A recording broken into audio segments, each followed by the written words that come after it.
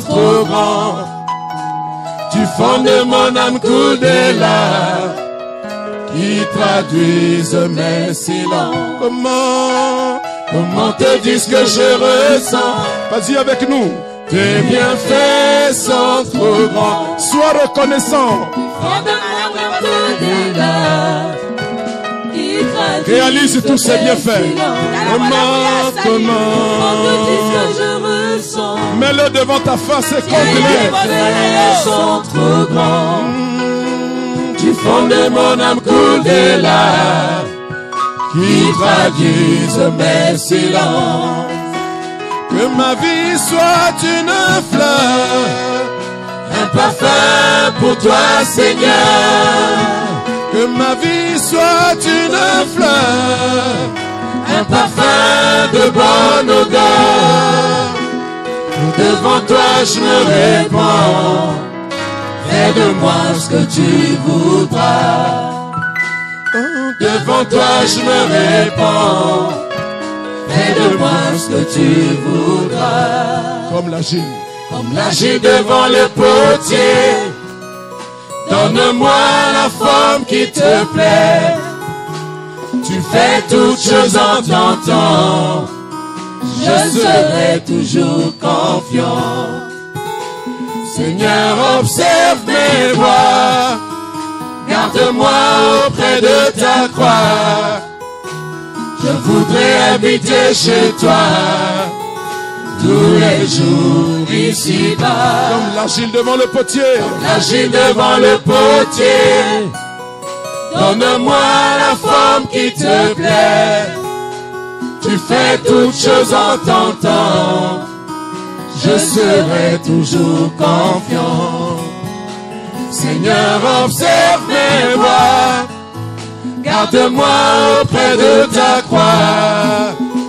Je voudrais habiter chez toi tous les jours ici-bas. Que ma vie soit une fleur, un parfum pour toi, Seigneur. Que ma vie soit une fleur, un parfum de bonne odeur. Devant toi je me répands. Fais de moi ce que tu voudras. Devant toi je me répands. Fais de moi ce que tu voudras. Devant toi, Seigneur, je me tiens ce matin. Tu fais de moi ce que tu veux. Je suis dans ta main comme l'argile dans les mains du potier. Tu veux me donner la forme que tu voudrais que j'ai. Et tu le fais au travers de ta parole, par ton esprit.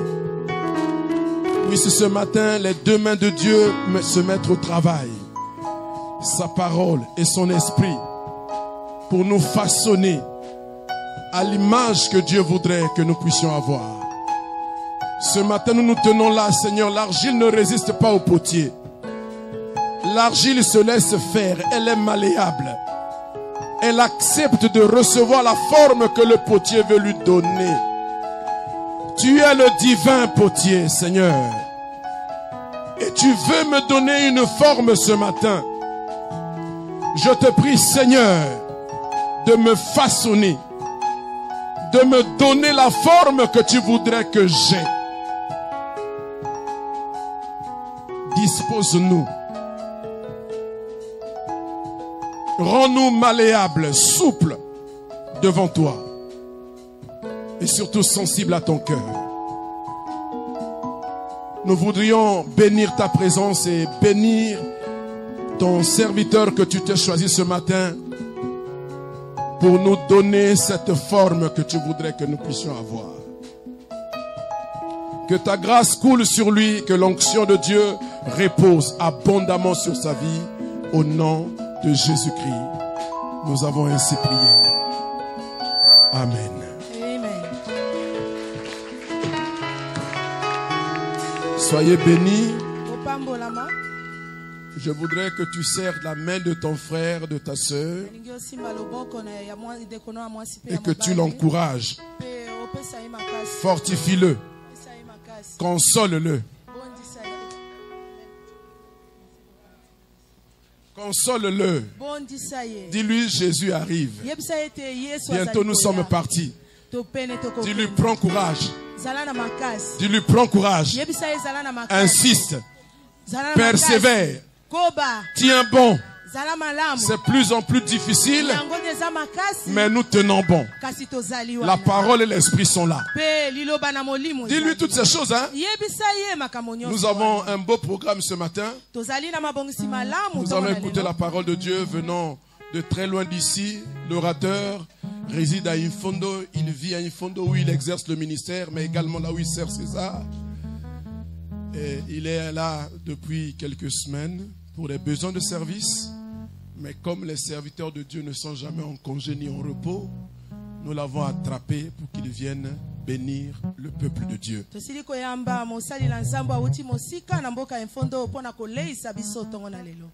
Et je voudrais que vous reteniez ceci. Nous allons encore le recevoir ici le dimanche 2 août. Mais il va commencer un séminaire à partir du mardi 28 août. Juillet, pardon. Notez-le dans vos agendas. Et il le clôturera le 2. Le thème vous sera communiqué dimanche prochain. Mais aujourd'hui également, tout à l'heure, nous allons faire une bénédiction nuptiale exceptionnelle. Il y a un couple merveilleux que nous allons bénir ce matin. Vous allez avoir le temps de le connaître. Ce sera juste à la fin du culte. Mais d'abord la parole. Place d'abord à la parole. Alors nous recevons ici quelqu'un dont le visage va vous paraître familier. Parce qu'il a de la famille ici parmi nous. Et que le sang de cette famille-là est tellement fort quand vous le regardez, vous allez reconnaître de qui il s'agit.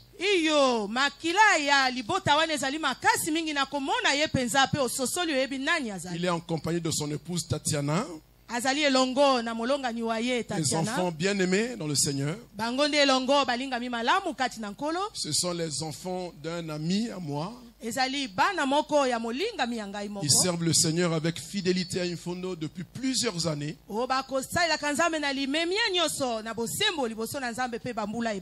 Et je suis allé à Infondo pour une campagne d'évangélisation avec des serviteurs de Dieu. Lui, avec d'autres serviteurs de Dieu de la localité, nous ont énormément soutenus pour rendre possible cette campagne-là.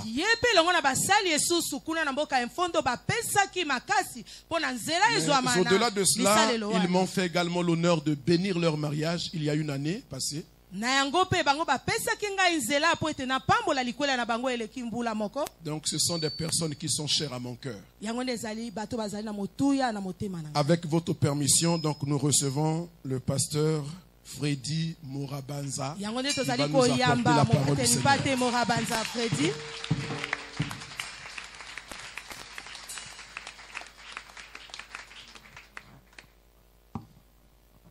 Alléluia. Amen. Je vous salue l'assemblée. Amen. Amen. Faut-il que je me présente encore? Bon, ben, je suis le pasteur Freddy Morabanza. Je suis marié. Père de... Ouais, il faut bien le préciser. Marié à une seule femme. Et ça sera comme ça jusqu'à la fin, jusqu'au jour du Seigneur. Et je suis père de 5 enfants. Et je suis pasteur de l'église Cité de la Gloire. À Infondo. Amen. Amen. L'église Cité de la Gloire a pour visionnaire un ami de Papa Denis.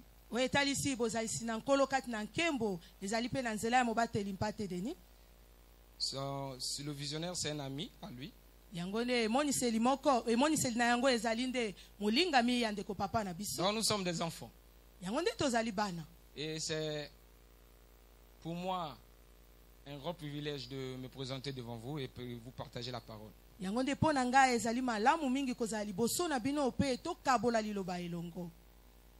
Que la gloire soit rendue au Seigneur. Et s'il y a quelqu'un qui peut dire gloire au Seigneur?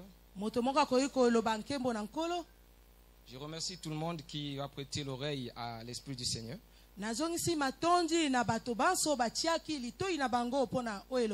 Ce matin, nous allons aller rapidement parce que je vois que le programme est très chargé.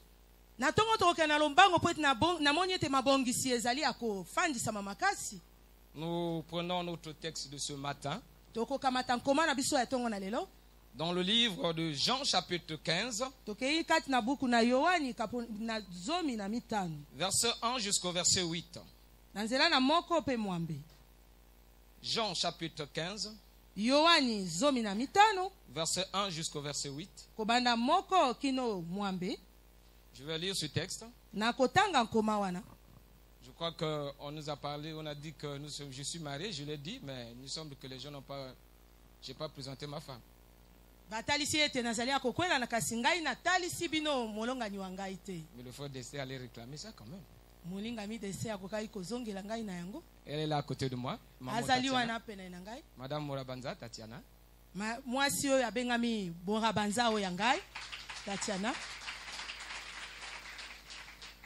Et nous avons aussi nos enfants qui sont avec nous dans l'assemblée. Je vais vous demander, s'il vous plaît, par la grâce du Seigneur, avec tout le respect que je vous dois, de vous lever pour que nous lisions la parole de Dieu. C'est une manière pour moi d'honorer cette parole.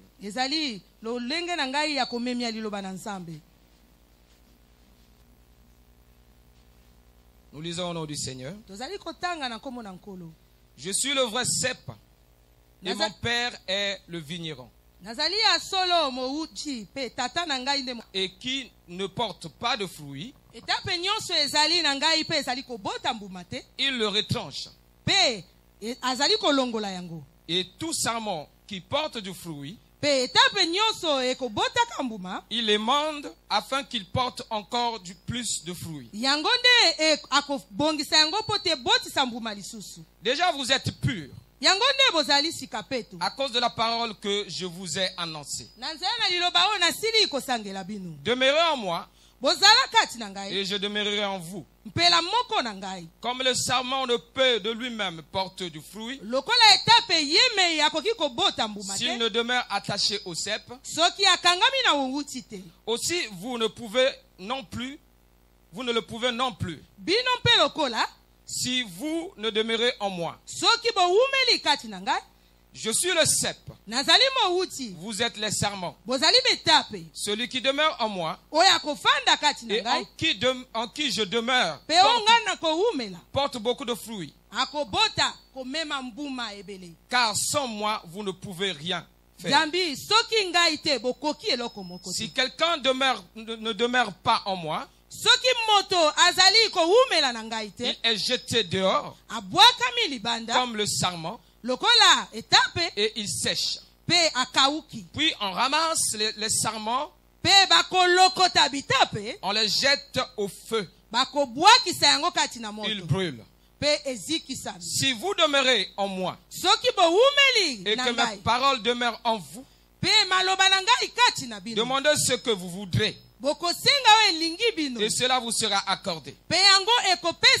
Si vous portez beaucoup de fruits, c'est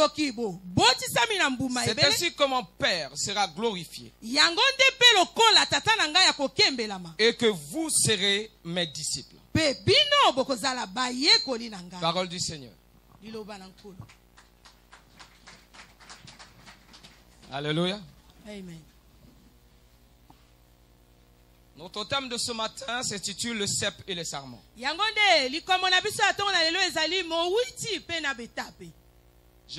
Avant de commencer, je voudrais vous dire que je ne suis pas un prédicateur qui plaît aux oreilles.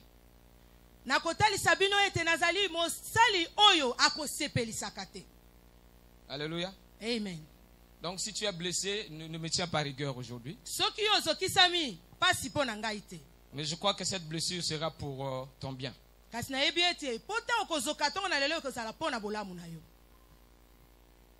Le cep et les sarments. Au verset 8, on nous dit ceci. Si vous portez de fruits, beaucoup de fruits, c'est ainsi que mon Père sera glorifié. Et que vous serez mes disciples. Moi, j'ai lu un verset dans la Bible. Galates chapitre 5, verset 16. La Bible nous dit ceci. Que marchez selon l'esprit. Et vous n'accomplirez pas les désirs de la chair.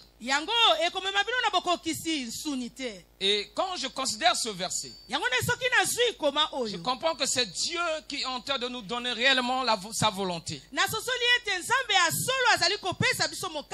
Et donc la volonté de Dieu, ce n'est pas réellement de nous apporter ce que nous croyons jusqu'aujourd'hui. La volonté de Dieu, c'est pas de nous apporter les biens matériels que nous sommes en train de chercher jusqu'aujourd'hui. Mais la volonté de Dieu est que nous marchons selon l'esprit. Et vous savez pourquoi? Parce que notre Dieu est esprit. Étant donné qu'il est esprit, ceux qui l'adorent doivent l'adorer en esprit. Non seulement en esprit, mais aussi en vérité. Alléluia. Amen. Donc quand Dieu nous dévoile sa volonté, cela vient pour donner quelque chose de plus dans notre vie. Pour nous apporter le bien-être spirituel. J'ai dit tantôt que la volonté de Dieu, ce n'est pas de nous apporter ce que nous croyons. Comme notre Dieu est esprit, en réalité, il veut que tous nous soyons des esprits. Alléluia. Amen. En tant qu'enfants de Dieu, nous sommes nés de l'esprit.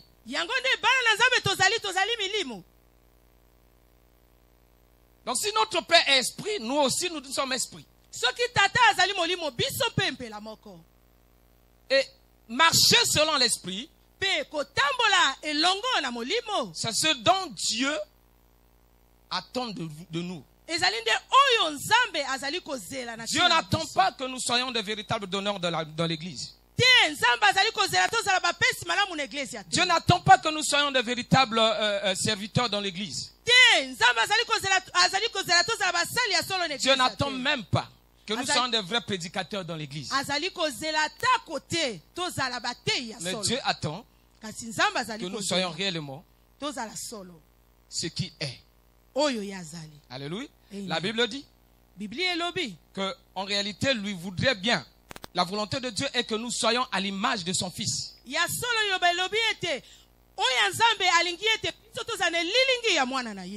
Donc telle est la volonté de Dieu. Et quand nous faisons cette volonté, nous sommes réellement dans le plan de Dieu et nous glorifions Dieu. Et pour glorifier Dieu, bien aimé, notre Dieu n'est pas un Dieu de facilité. Mais c'est un Dieu avec qui, quand nous voulons marcher réellement avec lui, il y a certains principes que nous devons adopter. Il y a certaines choses que nous, enfants de Dieu, nous devons faire. Et parmi ces choses, le chapitre 15 nous dit ceci de Jean. Il dit que nous devrons porter du fruit. Quand je lis dans Jean chapitre 15, le verset 16, Dieu dit ceci. Il nous a choisis. Il nous a choisis et il nous a appelés. Pas pour que nous soyons les plus joyeux du monde seulement. Car Dieu voudrait aussi que nous soyons joyeux. Pas pour que nous ayons tout ce que nous avons besoin. Pas seulement ça. Mais Dieu nous a appelés et il nous a choisis pour que nous portions du fruit. Je suis heureux ce matin de comprendre que j'ai été appelé pour produire du fruit. Je ne sais pas si toi tu n'es pas d'accord, moi je suis d'accord avec ça. Vous savez, dans la parole de Dieu, j'ai toujours l'habitude de dire que je suis un extrémiste chrétien.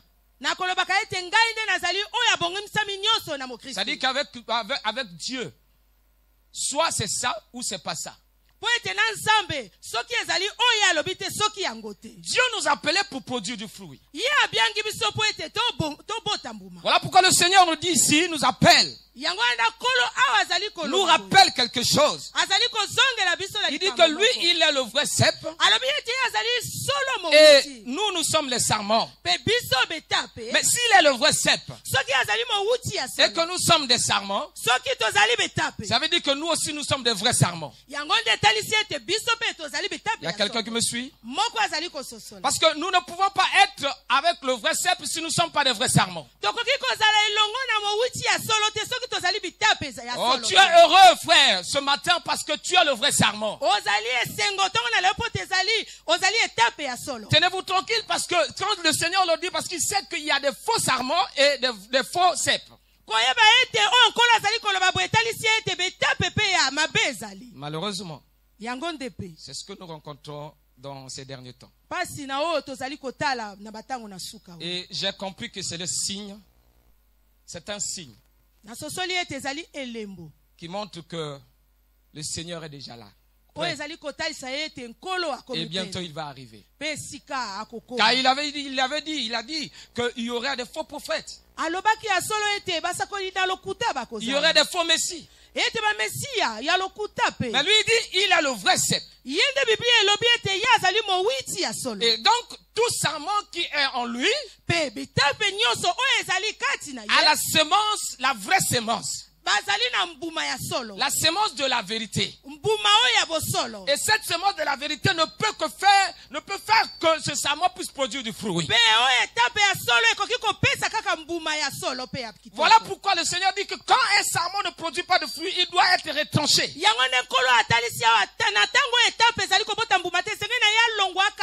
Pourquoi? Parce qu'il ne fait pas le rôle pour lequel Dieu l'avait mis sur le cep. Tout sarment qui ne produit pas de fruits. Il y a quelque chose de très important dans ce texte. Il dit tout sarment qui est en moi et qui ne produit pas de fruits. Le Seigneur parle à l'église aujourd'hui. Il parle aux chrétiens aujourd'hui. Ça veut dire que quand nous sommes au Seigneur, quand nous sommes dans le Seigneur, notre devoir est de produire du fruit. Et que quand nous sommes dedans là, qu'il n'y a pas de fruit, ah, c'est grave. Car le Seigneur avertit. Il dit que celui-là qui ne produit pas de fruits sera retranché. Non seulement il sera retranché, parce qu'il peut être retranché et on va le planter quelque part. Mais ici, il sera retranché. On le jette. C'est-à-dire qu'il sera inutile. Et à un moment donné, après être inutile, puisque le propriétaire de la terre voit que tu es inutile, il va prendre ce qui est inutile, il va le jeter au feu. Voilà la finalité du sarment qui ne produit pas de fruits. Le Seigneur dit qu'il a le vrai cep et nous sommes les vrais sarments, je l'ajoute.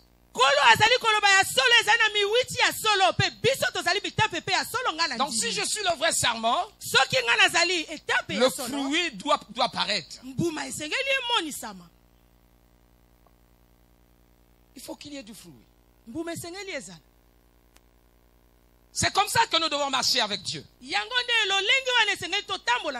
Or, le fruit que nous devons donner part d'abord du spirituel. Vous savez, aujourd'hui, l'Église a perdu réellement la vraie qualité de la parole. Pourquoi? Parce que la plupart de ceux qui viennent au Seigneur, la pensée est que quand nous venons au Seigneur, nous venons pour recevoir du Seigneur et recevoir les biens matériels. Je suis parfois en train de me demander, après avoir reçu tout ce que nous sommes en train de chercher, le résultat c'est souvent quoi? La plupart du temps, on commence à donner des raisons au pasteur. Non, on donne des raisons. Pasteur, tu sais, je n'étais pas à l'église parce que le travail, les affaires ces derniers temps m'occupent tellement trop. À ce moment, quand on est déjà dans cet état-là, ça veut dire que le fruit est en train de se détruire. Alléluia. Amen. Vous savez, dans l'affaire du fruit, Dieu nous demande de produire du fruit. Mais attention, il y a le bon et le mauvais fruit. Dans le livre d'Ésaïe au chapitre 5, quand vous lirez jusqu'en bas, vous comprenez que le Seigneur est en train de s'insurger contre ceux qui produisent du faux fruit. Il dit, mais je m'attendais à ce que ma vigne puisse produire du bon fruit. Mais il en a produit du mauvais. Alors qu'est-ce que le Seigneur va faire? Même sentence. Il va retrancher cette vie. Alléluia. Il va d'abord, la première des choses, enlever la protection.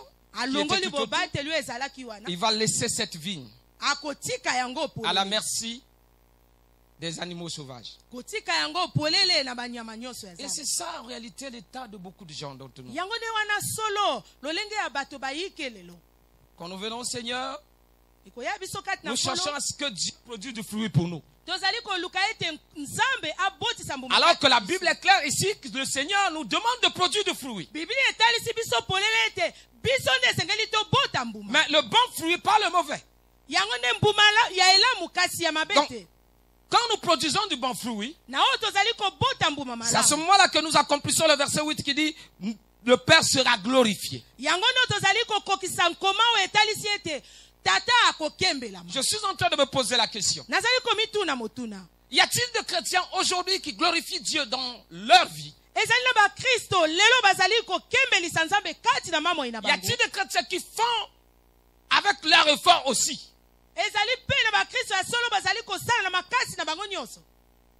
Quelque chose pour glorifier Dieu. Et comment devons-nous glorifier Dieu?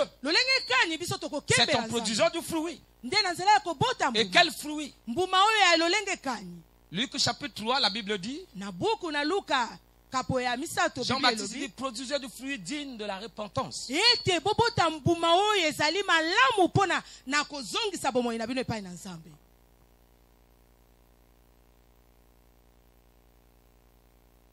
Et je sais qu'il n'y aura pas d'amen.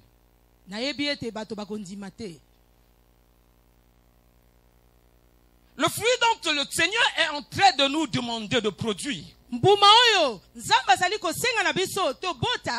ce n'est pas le fruit, je ne sais pas comment, ce que nous sommes en train de voir aujourd'hui. Tu connais mieux ce que nous sommes en train de faire aujourd'hui. Mais Dieu dit le fruit doit être le fruit digne de la repentance. Ça veut dire que quand nous sommes au Seigneur, quand nous sommes en lui, lui qui est le vrai cep, nous ne pouvons que marcher dans une vie de repentance et de sanctification. Savez-vous pourquoi? Parce qu'en lui, il n'y a pas de péché. Alors si nous sommes en lui, le péché ne devrait pas avoir de place dans nos vies. Si nous sommes en lui, la malédiction ne devrait pas avoir la place dans nos vies.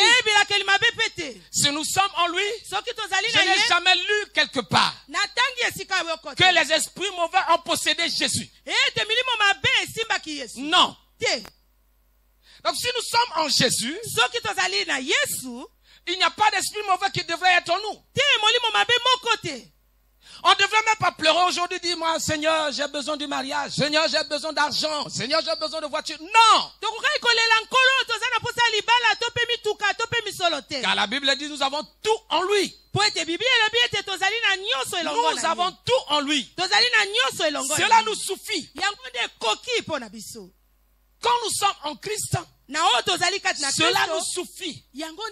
Écoutez, la vie quotidienne nous demandera toujours d'aller de l'avant dans, je ne sais pas, dans l'opulence ou quoi que ce soit.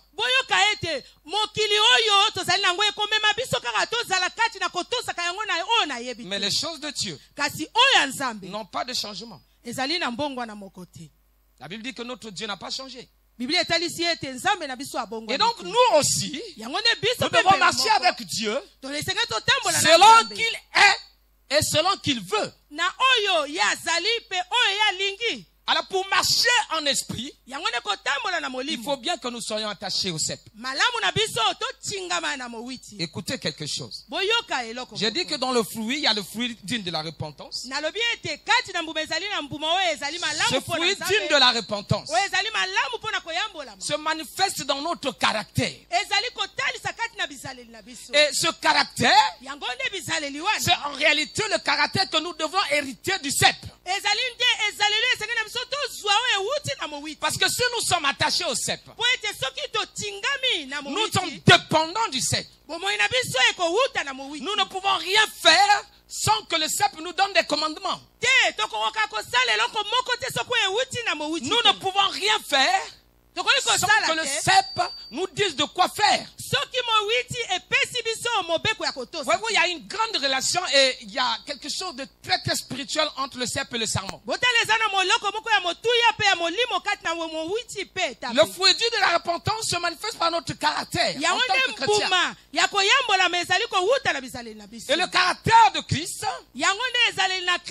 nous est dépeint dans le livre de Galates chapitre 5 à partir du verset 22.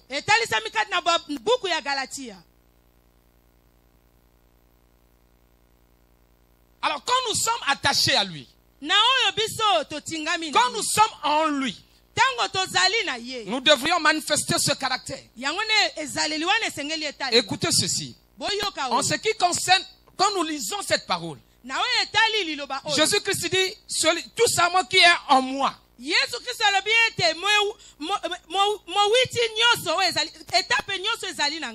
Ça veut dire que ce sarment qui est planté sur moi et ce sarment-là qui est à mon caractère.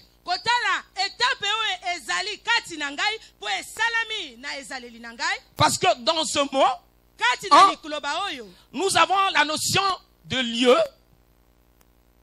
Dans ce mot, nous avons la notion de lieu. Nous avons la notion du temps. Nous avons la notion de la situation. Et nous avons aussi la notion de l'état. C'est-à-dire quand le Seigneur dit que tout sarment qui est en moi, c'est-à-dire que si tu as le sarment, tu es situé en Jésus. Si tu as le sarment, ton lieu de prédilection c'est Jésus. Si tu as le sarment, le temps tu le passes en Jésus. Si tu as le sarment, tu es dans l'état de Jésus.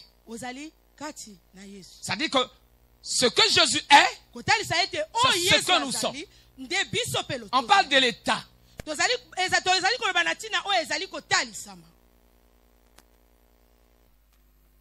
Mais qu'est-ce que nous constatons aujourd'hui? Beaucoup d'entre nous ne manifestons pas l'état dans lequel nous devions être. Donc être dans l'état, dans cet état d'être un attaché de Jésus. Un homme qui marche selon Jésus. En fait, être en Christ, c'est avoir un état de Christ. C'est-à-dire marcher comme lui, parler comme lui, s'habiller comme lui, faire tout comme Jésus. Alors si tu remarques que quelque part, il y a un écart entre ta vie et la vie de Jésus, il y a lieu de chercher à comprendre pourquoi je suis dans cet état. Et donc nous ne pouvons pas produire de fruits si nous ne sommes pas dans cet état-là. La marche avec Christ consiste à produire du fruit. Et ce fruit, c'est le fruit digne de la repentance. Ce fruit qui dit aux gens que cet homme, réellement, il a connu Dieu. Nous sommes aujourd'hui chrétiens par nous-mêmes. Pourquoi je dis ça? On peut crier haut et fort: je suis chrétien. On peut prendre sa Bible. On marche dans la rue. On dit je suis chrétien. Tout le monde entend que tu es chrétien. Mais la vérité est que il faut bien que ceux qui te voient puissent dire que cette femme est une chrétienne, cet homme est un chrétien. Ce n'est pas à toi de le dire. Or l'homme aime ça. Donc à la place de la gloire de Jésus, nous prenons cette gloire sur nous. À ce moment-là, tu es déconnecté avec le Seigneur. Être en Jésus. Le cep et le serment. Ça veut dire qu'il y a une relation de dépendance. Jésus dit ceci, que vous ne pourrez rien faire. C'est-à-dire que tu ne pourras pas marcher en esprit si tu n'es pas attaché à lui. Si tu n'as pas adopté sa manière de vivre. Si on ne te retrouve pas en lui. Si on ne t'a pas retrouvé dans le Seigneur, alors c'est clair, on te retrouvera ailleurs. C'est-à-dire qu'on peut te retrouver chez l'autre Dieu. Le Dieu de ce monde. Et vous savez l'apologie de ce que le Dieu de ce monde est en train de donner aux gens, s'il vous plaît. Il donne aux gens le désir de marcher selon la chair. Or la Bible dit que si nous marchons selon la chair, nous n'accomplirons pas la volonté de Dieu. Car la chair et l'esprit, quelqu'un ne me dira pas ce matin qu'il marche par la chair et il accomplit la volonté de Dieu. Non. Ou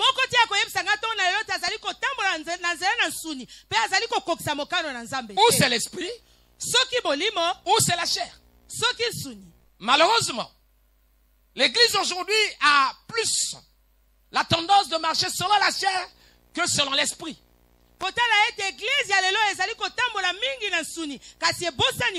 Écoutez, je sais que le pasteur est mieux placé pour vous parler de l'enlèvement. Chacun de nous a sa grâce. Mais pendant l'enlèvement, ta chair-là n'ira pas.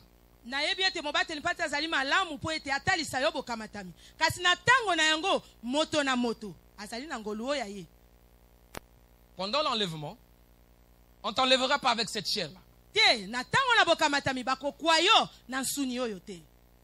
La Bible dit que c'est en un clin d'œil et nos corps seront changeants de corps de gloire. Mais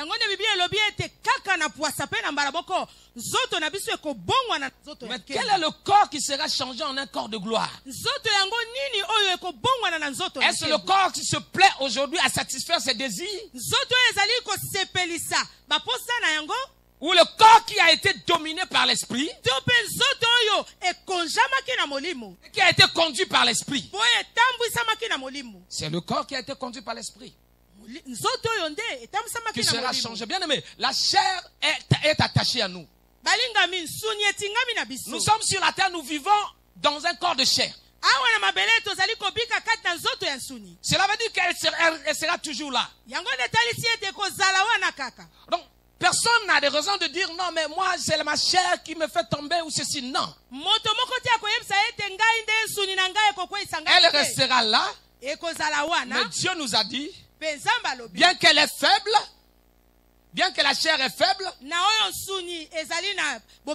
mais l'esprit est disposé. La plupart des chrétiens, quand ils citent ce verset, ils s'arrêtent à mi-chemin. Vous savez, frère, la chair est faible. Mais la suite dit que l'esprit est disposé. Cela veut dire quoi? Que quand tu marches selon l'esprit, la chair sera assujettie à l'esprit. Et quand cette chair est assujettie à l'esprit, elle ne pourra plus dominer ta vie. Et quand elle ne domine plus ta vie là, c'est à ce moment-là que tu deviens un vrai adorateur. Je crois que quelqu'un allait dire amen. Car Dieu cherche ceux-là qui adorent en esprit et en vérité. Non, frère. Dieu n'a que faire de ce que nous sommes. Ce que Dieu regarde en nous, c'est sa sémence. Il regarde la sémence. Regardez le mystère entre le cep et le sarment. Moi, je suis né d'un père qui est agriculteur.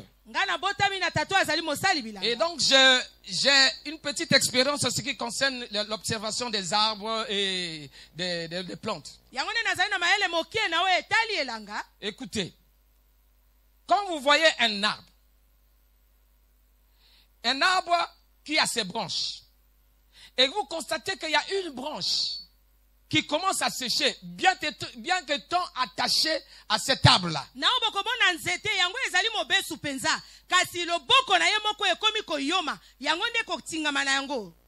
Il y a quelque chose qui ne va pas. Première des choses, il y a une plante parasitaire qui souvent affecte, vous pourrez le constater sur les safoutiers ou les manguiers. Cette plante, quand elle arrive au niveau de la branche, donc de là où la branche est attachée au cep, cette plante arrive, elle se place là. Ce qui se passe, c'est quoi? À partir de cet instant, cette plante vit aux dépens de cette branche. Donc,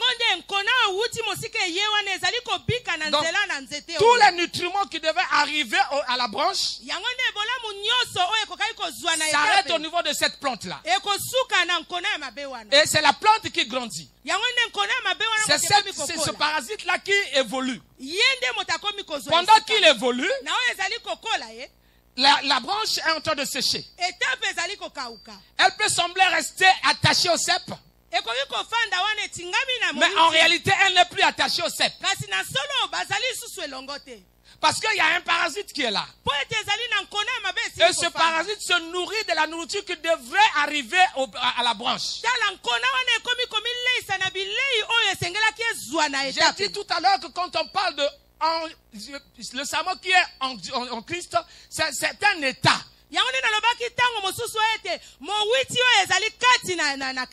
Voyez-vous l'état de cette branche-là? C'est l'état de beaucoup de chrétiens et de beaucoup d'églises aujourd'hui. Quand les parasites s'installent, la branche ne sera plus nourrie. Et quand la branche n'est plus nourrie, elle ne fait que sécher. Et il y a beaucoup d'enfants de Dieu qui sont secs aujourd'hui. Il y a beaucoup d'églises qui sont secs aujourd'hui. Pourquoi? Parce qu'ils ne sont pas bien nourris. Pourquoi? Parce qu'ils ont laissé aussi. Donc ici il y a deux responsabilités. Il y a ceux qui devraient nourrir et ceux qui se font nourrir. Celui qui devrait nourrir ne donne plus la bonne qualité de nourriture. C'est les parasites qui s'installent. Et la branche va sécher. Mais pendant ce temps, le cep reste là, en train de fonctionner. Parce que c'est la vraie source. Le cep, lui, il envoie toujours la nourriture. Mais comme le parasite est là, la branche est déconnectée au cep, plus de vie. Et il y a aussi la branche qui peut laisser le parasite venir.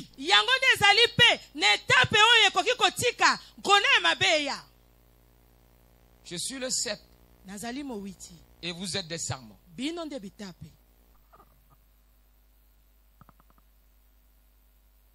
Nous pouvons détruire notre vie et finir dans la géhenne.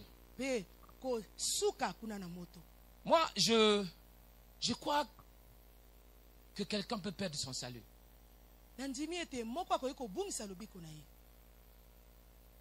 Vous savez, quand nous marchons avec Dieu, il y a des principes que nous devons obéir. Quand le parasite rentre dans ta vie, ça dit, notre parasite, nous que nous connaissons tous, c'est le péché. Bien-aimé,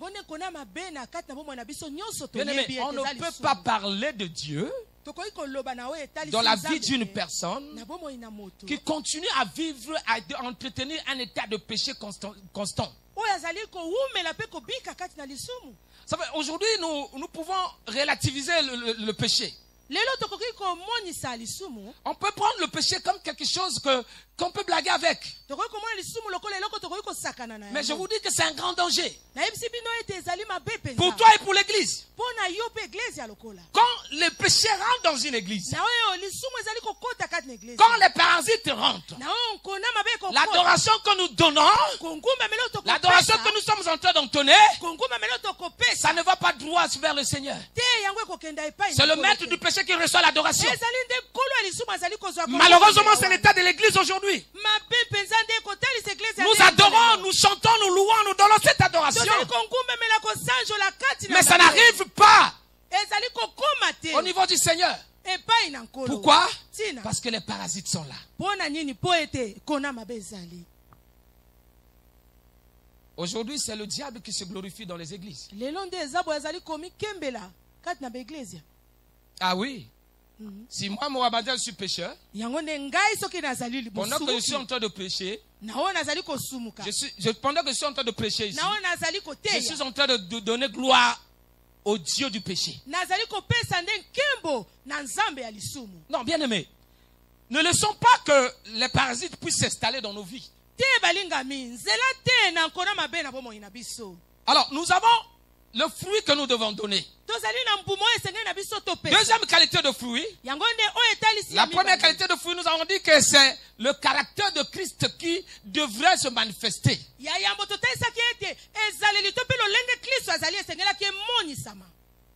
Vous connaissez la Bible mieux que moi. On parle de l'amour, la joie, la tempérance, la bonté. Mais c'est des choses qui manquent aujourd'hui dans la vie de chacun de nous. Sommes-nous pas de ceux-là qui s'excitent facilement? Nous ne sommes pas de ceux-là qui, quand il y a un petit problème qui se pose à nous, nous perdons notre sang-froid. Nous nous comportons aujourd'hui comme tout le monde. Alors que la Bible dit dans le livre de Malachie, la Bible dit qu'on devrait voir la différence, entre ceux qui le servent et ceux qui ne le servent pas. Les prédicateurs utilisent ce verset-là simplement dans la bénédiction. Mais cette différence, c'est pas seulement dans la bénédiction. Non, la différence est dans notre caractère. C'est pas dans la bénédiction, mes frères. Mais dis donc, il y a des païens qui sont beaucoup bénis que nous. Alors quelle différence cherchez-vous dans les bénédictions? La plus grande bénédiction d'un homme, c'est de rester attaché au cep. Parce que c'est le cep qui est la source de la bénédiction. Et quand nous sommes attachés, nous manifestons le caractère de Jésus. Deuxième qualité de fruit, c'est le gain des âmes.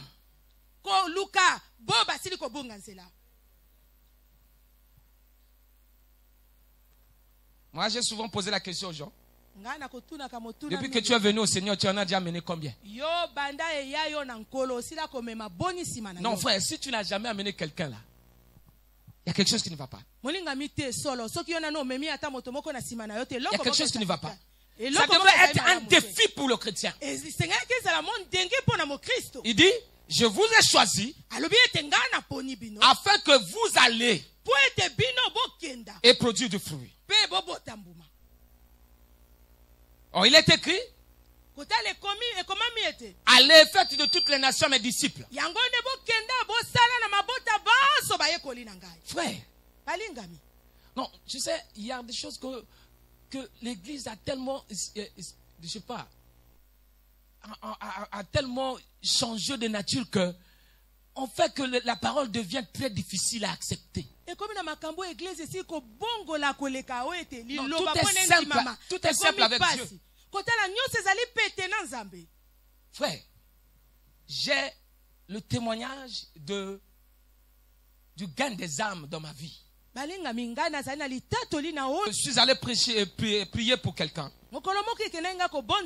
J'étais avec le frère Gelo. Il vient me dire, pasteur, il y a un de mes frères là-bas qui est malade. Il faut qu'on aille prier pour lui. Moi, j'étais malade. Je dis, bon, ben, c'est mon travail. Je vais prier pour lui. Nous sommes allés avec le frère Guélan, nous arrivons. Je suis en train de partir avec des douleurs. Je suis allé quand même. J'ai commencé à prier pour ce frère. J'ai commencé à prier. Pendant que je suis en train de prier pour la guérison de ce frère et de sa femme, Dieu est en train de me guérir. Et quand j'ai dit Amen, le mari et la femme étaient guéris. Non, bien aimé, nous avons un Dieu puissant. Et je me suis senti très à l'aise. Je crois que lui, il a déjà oublié ce témoignage-là. C'est avec le frère Yvon. Amen. Et je suis reparti à la maison, guéri. Quand tu gagnes les âmes, la Bible dit, quand une âme quitte le monde pour venir au Seigneur, il y a quoi? Non, mais je veux que tu participes avec moi. Il y a quoi? Allô? Amen. Et imagine un peu que tu crées la fête dans la maison de Dieu. Vous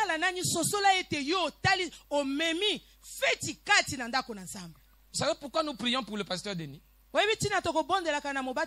Moi et mon épouse. Parce qu'il avait fait quelque chose dans notre fête.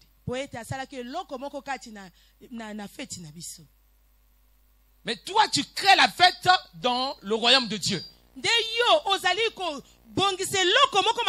n'auras pas besoin de dire à Dieu, donne-moi quelque chose. Il verra ce que tu manques de rien. Frère, le secret c'est d'aller gagner les âmes.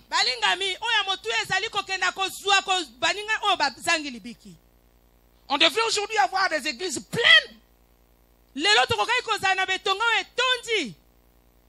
Quelqu'un m'a dit, mais je ne suis pas formé dans ça. Je lui ai dit, mais je n'ai pas été formé pour être pasteur.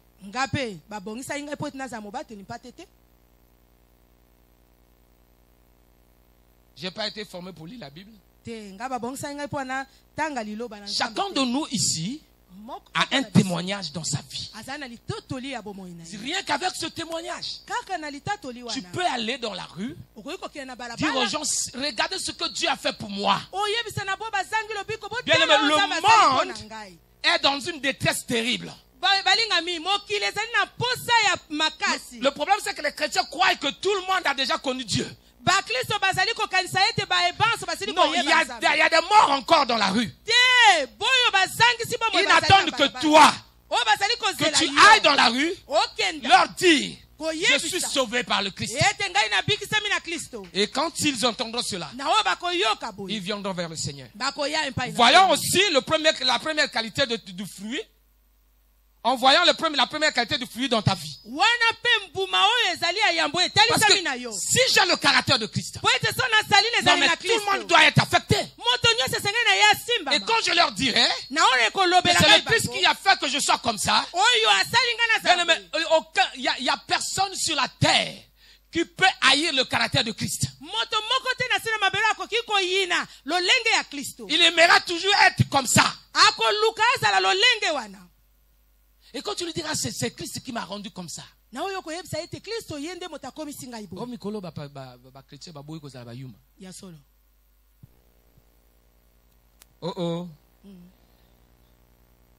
Ah, rien, non. Un jour, quelqu'un a dit, quand je fais, il m'a causé du tort. Je lui ai dit, mais mon frère, pourquoi tu fais ça? Ah, papa, yo, osambe la kati. Et les chrétiens sont maintenant fâchés contre cette phrase-là. Non, par contre, mais c'est ça ta vie. Amen. Alléluia. Amen. Ne t'attends pas à ce que les hommes puissent te faire du bien, mais toi tu fais du bien. C'est ça le caractère de Christ. La bonté. Et nous sommes parmi ceux-là qui se paniquent toujours. Petite situation, ah mais qu'est-ce que je vais faire? Je ne sais pas, hein, pasteur, peut-être que chez toi ici on n'appelle pas au téléphone. J'ai le coup de téléphone tous les jours. Un Jésus, j'ai dit à quelqu'un, moi j'étais avec ma femme, il faisait déjà 1h du matin. Je suis dans mon lit. J'entends un coup de fil, dit, pasteur, viens ici, ça va pas. Je dis, qu'est-ce qui ne va pas? Non, mon fils est malade, nous sommes à l'hôpital.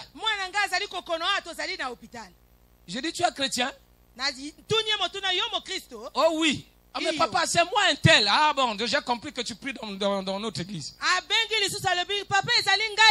Je dis, ben, la Bible dit, voici les meilleurs qui accompagneront ceux qui auront cru. Il a dit, est-ce que le Dieu que j'étais prêché est différent de Dieu comme avait prêché? Mais il est en train de paniquer, je sais pas, même au téléphone vous sentez la panique quoi. Le caractère de Christ manquait en lui. Je lui ai dit, impose les mains à ton fils, je ne viendrai pas. Impose les mains à ton fils et il sera guéri. Si tu crois que tu es enfant de Dieu. Les pasteurs, ce n'est pas des féticheurs, mes frères. Je veux que quelqu'un ce matin s'arrête à appeler le pasteur tous les jours. Non, mais lui, il a besoin d'une vie aussi. Pasteur Yakawa. Ah oui, bébé. Pasteur, tu sais, ma femme, on a dit on va faire la césarienne. Mais qui t'a dit que la césarienne, c'est la mort de quelqu'un?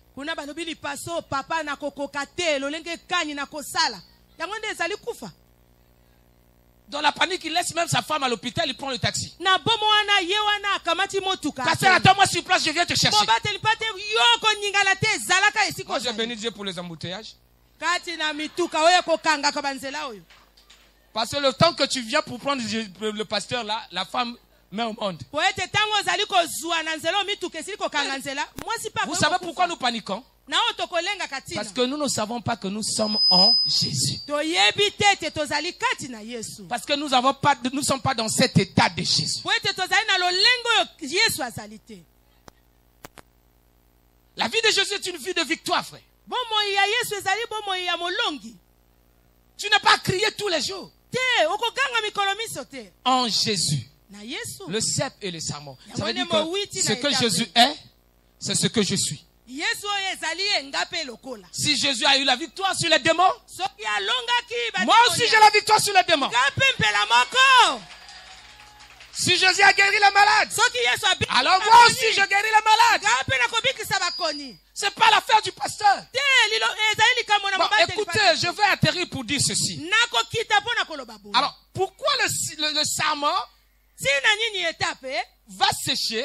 Nous avons dit qu'à cause des parasites. Pourquoi? Parce que dans un arbre, c'est la sève qui vient des racines qui alimente tout l'arbre.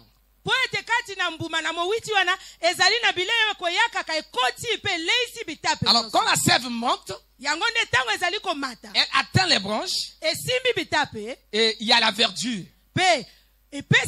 Donc les feuilles sont entretenues. Et la branche aussi peut donner de bons fruits. Déjà j'ai balayé le fait que nous sommes en Christ, nous ne pouvons pas produire de faux fruits. Donc nous ne produisons que du bon fruit. Alors quand la sève monte,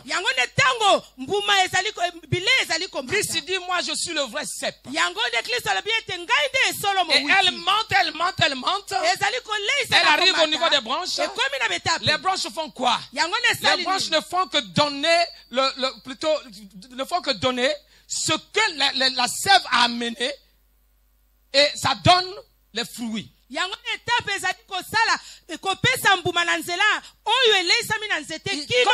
Quand la branche est bien nourrie, le fruit est beau.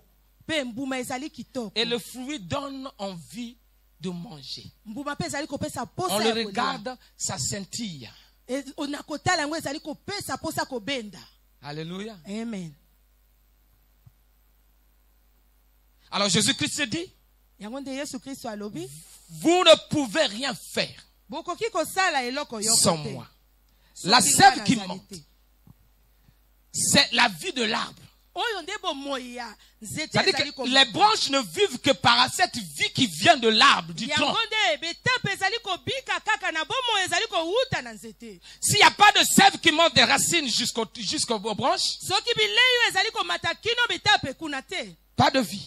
Donc la vie de l'arbre, c'est la sève. Quand il y a la sève, l'arbre produit du fruit. Écoutez ceci.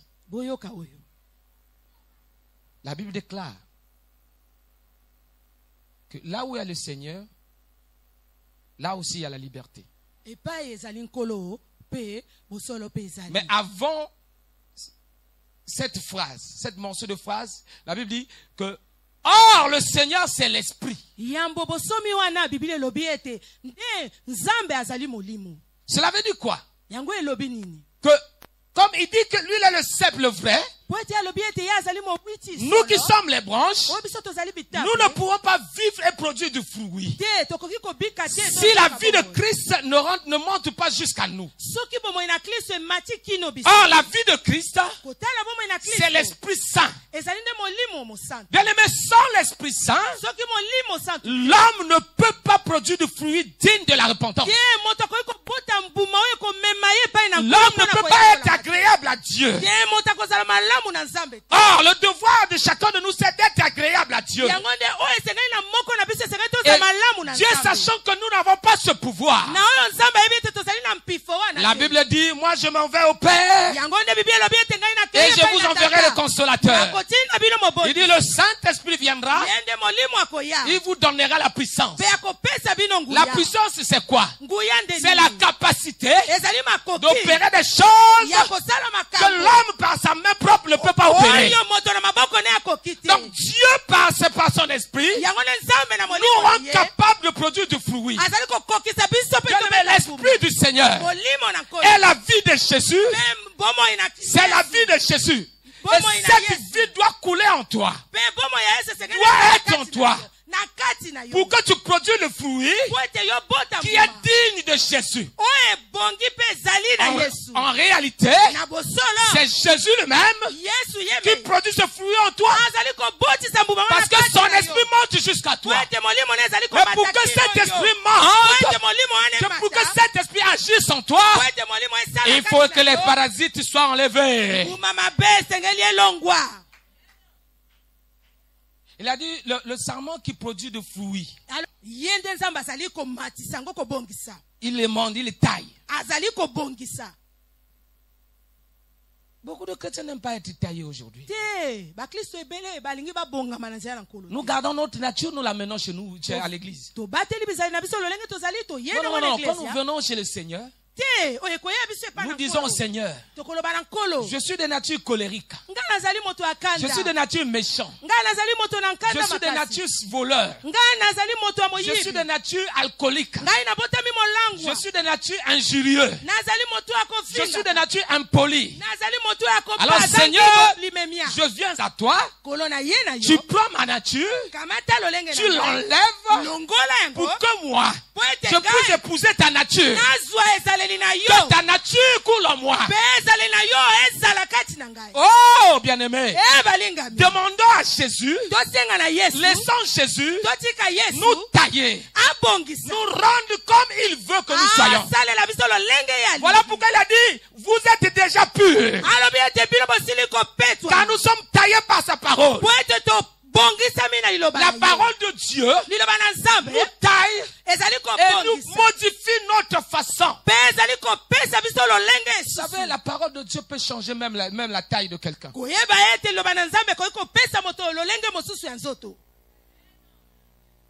j'aime la parole.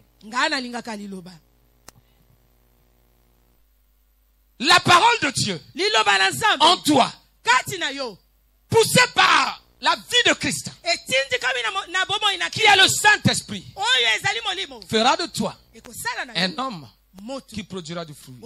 Mais le fruit, pas seulement encore du fruit, mais beaucoup de fruits.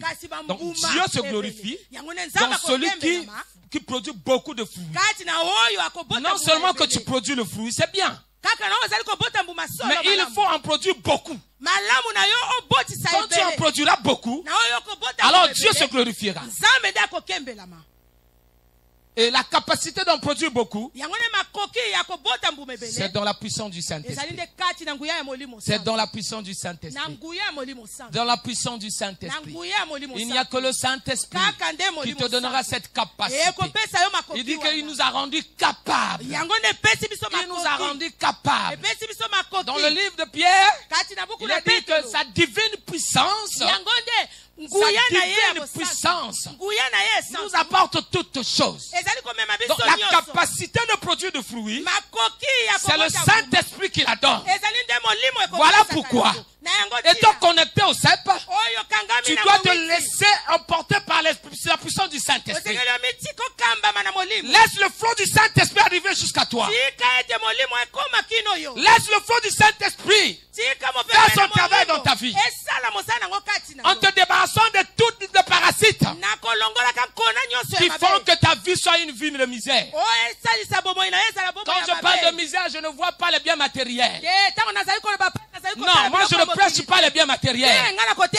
Moi je prêche le spirituel. Parce qu'après le spirituel pourra accoucher le matériel. Mais si je prêche le matériel, le spirituel est en train de mourir, tu iras dans la géhenne. Non, je refuse que quelqu'un ici puisse aller dans la géhenne. Alors reçois la puissance du Saint-Esprit pour produire le fruit et que le fruit demeure. Jésus-Christ dit, si vous demeurez en moi, c'est que vous êtes dans cet état de la puissance quelque chose à mon Père, il le donnera. C'est ça, mon frère.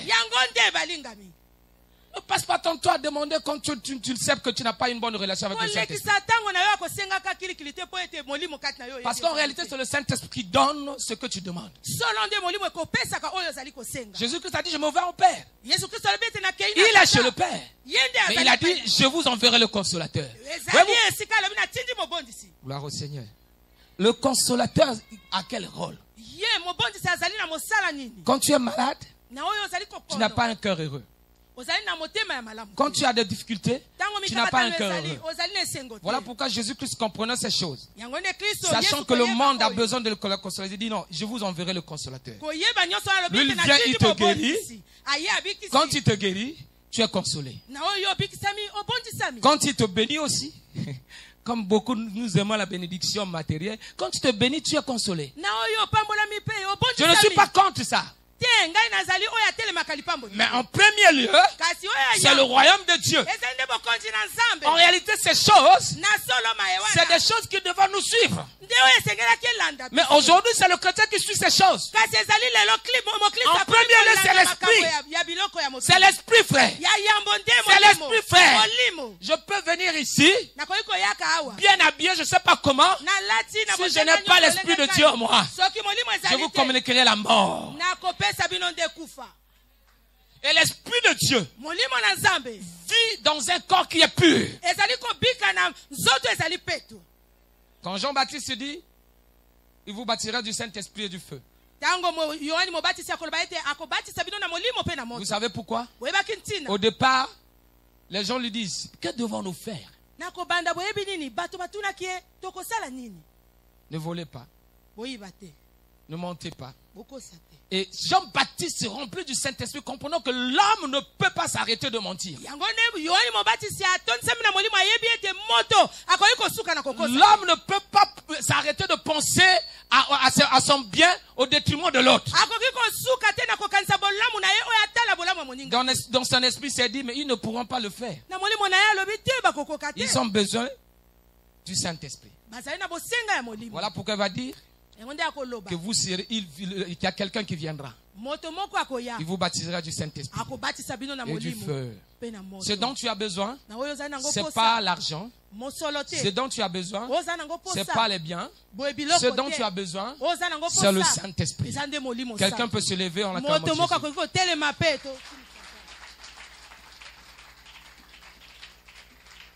Tu as besoin du Saint-Esprit. Et moi, je suis content de comprendre que je suis dans une assemblée qui se laisse conduire par le Saint-Esprit. Ah oui, ça j'en suis sûr. Alléluia. Et je suis heureux de comprendre que je suis en face d'une assemblée qui sait saisir le temps de la visitation du Saint-Esprit.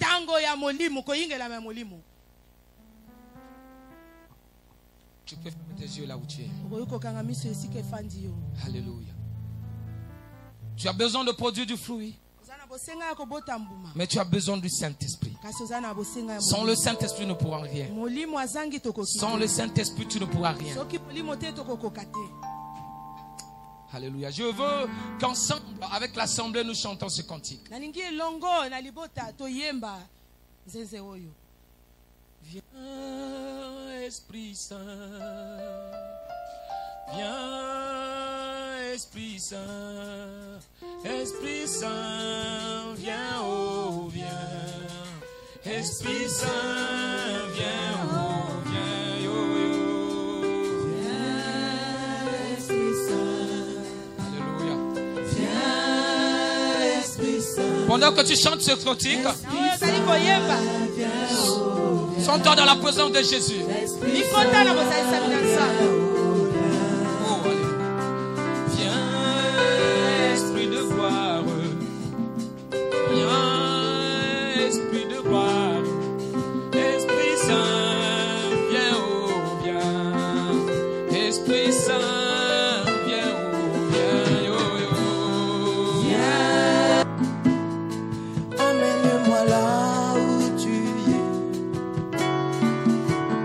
Attire-moi jusqu'à toi.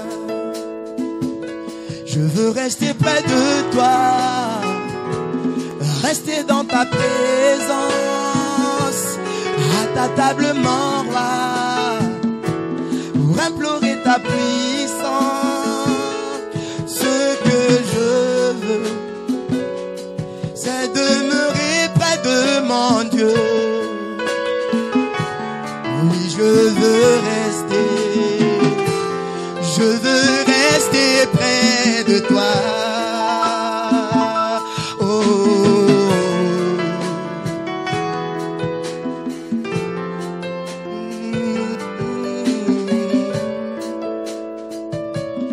je veux demeurer où tu es, toujours en ta présence. Emmène-moi là où tu es, attire-moi jusqu'à toi. Je veux être près de toi, rester dans ta présence, à ta table, mon roi, pour implorer ta puissance. Ce que je veux, c'est demeurer près de mon Dieu. Oui, je veux rester près de toi. Oh mon Dieu, tu es ma force et mon chant, et ma faiblesse disparaît.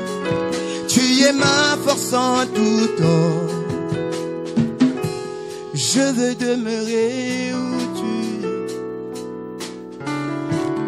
pour toujours en ta présence. Emmène-moi là où tu es, attire-moi jusqu'à toi. Je veux demeurer où tu es et me tenir en ta présence. Je veux m'approcher pour t'adorer. Attire-moi jusqu'à toi. Je veux rester près de toi, rester dans ta présence, à ta table, mon roi, pour t'adorer ta puissance.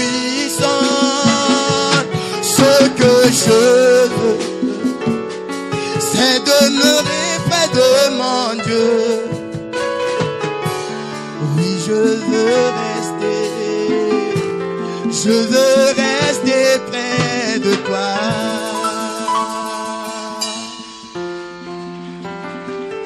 Je veux rester près de toi. C'est ma prière de tous les jours, Éternel. Et c'est la prière de chacun de nous, Dieu. Garde-nous, Seigneur, près de toi. Au nom de Jésus. Bonjour bien-aimés dans le Seigneur.